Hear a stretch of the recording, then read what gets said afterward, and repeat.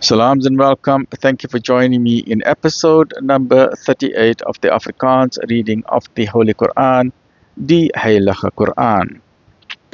The Heilige Quran by Imam M.A. Baker. Please obtain your free copy of the Quran from IDM in Durban and Cape Town, right? So IDM is in Durban, 031 304 6883. IPCI 031 306 0026 or 27, MJC in Cape Town 021 6844 606, or in Tshwane in Pretoria from Muhammad's Hardware 012 374 6102, and that's where I obtained this particular copy of the Afrikaans Quran from my friend Jones Musadada from Yunus Musa's Insurance Brokers. May Allah subhanahu wa ta'ala reward all these various people and so many others abundantly. Ameen. You are busy with chapter number 2, Surah Al-Baqarah, the cow or the heifer, decree comprising 286 verses, making it the longest chapter of the Holy Quran.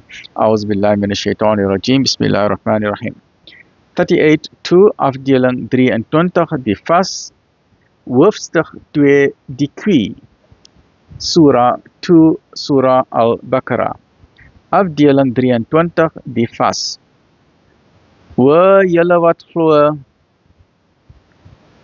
vir julle is die vas voorgeskryf, soos dit ook voorgeskryf was vir hulle wat voor julle was, sodat julle Godvreesendheid mag bereik.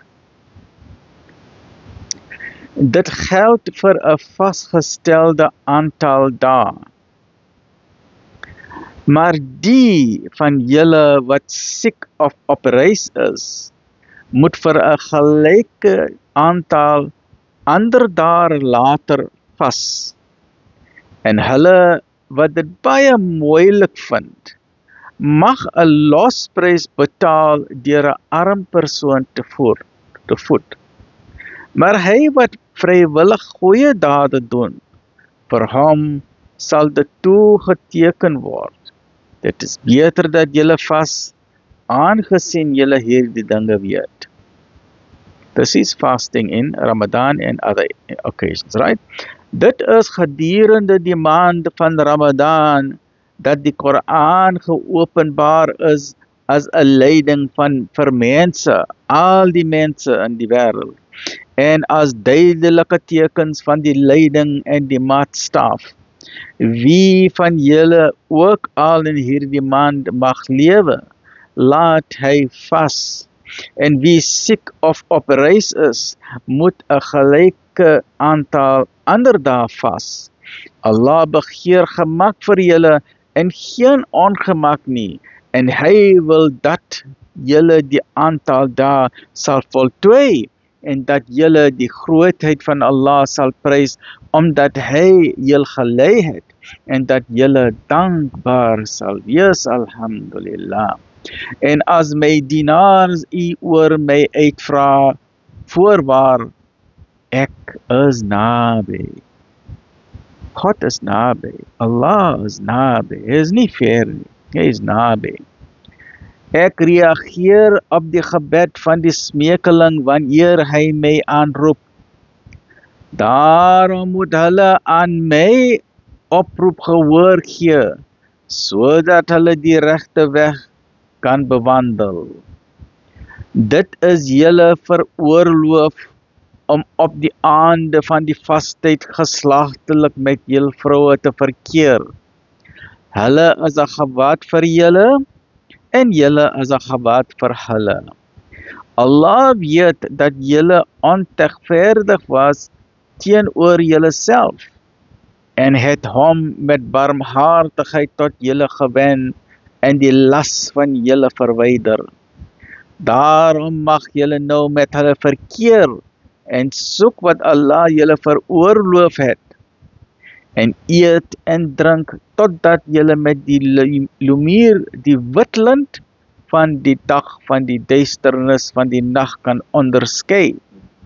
Voltooi die vas totdat die nag weer daal, En weerhou julle self van geslagtelike verhoudings met hulle vroue, terwyl julle die itikaf is die isolation, reg, in die masjid, die vrywillige afsondering in die moskee. Itikaf in the final 10 days of the Ramadan, some people go for 10 days of seclusion, total seclusion in the masjid, no contact with anyone, and that's his total seclusion. Some go for 10 days, some go for 20 days, some go for the entire month, and that process of seclusion and remembrance of the Creator is known as itikaf, right? Laat ons weer begin. Voltooi die vas totdat die nag weer daal en verhou julleself van geslagtelike verhoudings met hulle vroue terwyl julle die itikaf hou in die moskees.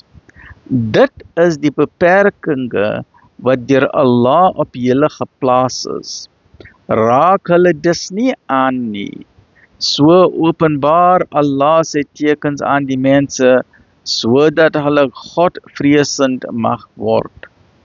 En moenie mekaar se eiendom wederregtelik opeis terwyl julle hierdie dinge weet nie. En gaan ook nie hiermee na die regters om daardie ten onregte 'n gedeelte van die mense te kan inpalm nie.